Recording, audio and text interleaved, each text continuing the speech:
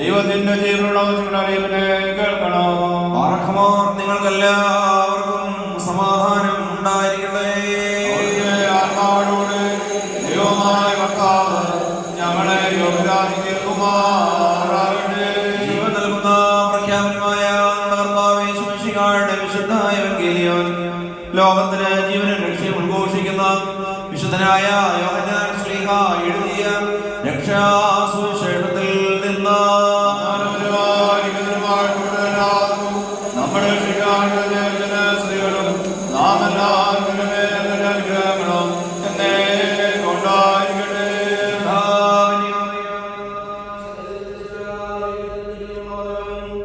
നമ്മുടെ കർത്താവും നമ്മുടെ ദൈവവും നമ്മുടെ രക്ഷിതാവുമാകുന്ന യേശുമിശിഹാ തമ്പുരാൻ മനുഷ്യാകാര വ്യാപാരകാലത്ത് ഇവയൊക്കെ ഇപ്രകാരം സംഭവിച്ചു.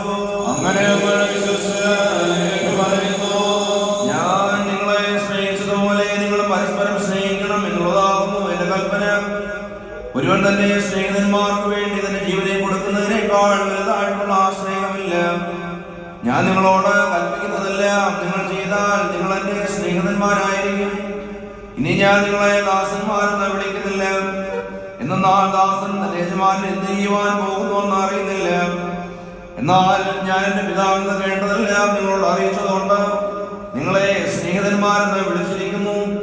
നിങ്ങൾ എന്നെ തെരഞ്ഞെടുത്തതല്ല, ഞാൻ നിങ്ങളെ തെരഞ്ഞെടുത്തതാണ്. നിങ്ങൾ പോയി ഫലം ഉൽപ്പാദിപ്പിക്കുവാനും നിങ്ങളുടെ ഫലം നിലനിൽക്കുവാനും തക്കവിധം നിങ്ങളെ ഞാൻ നിയമിച്ചിരിക്കുന്നു. നിങ്ങൾ പരസ്പരം സ്നേഹിക്കുവാനായി ഞാൻ ഇങ്ങനെ കൽപ്പിക്കുന്നു.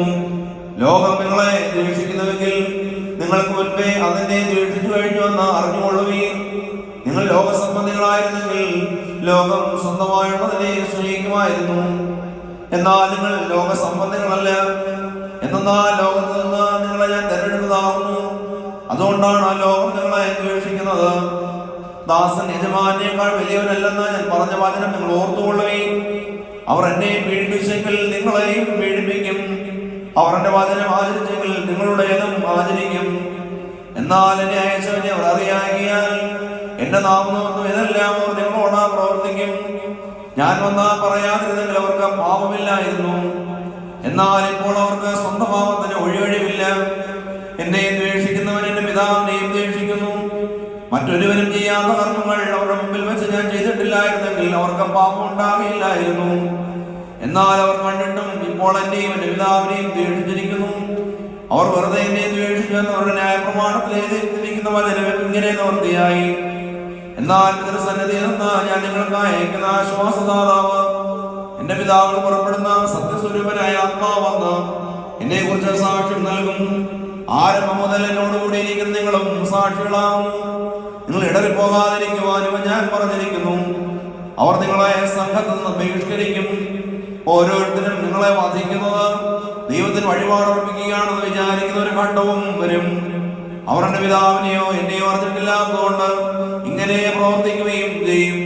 പാറഖ്മാർ നിങ്ങൾക്കെല്ലാവർക്കും സംപ്രീതി ഉണ്ടാകും.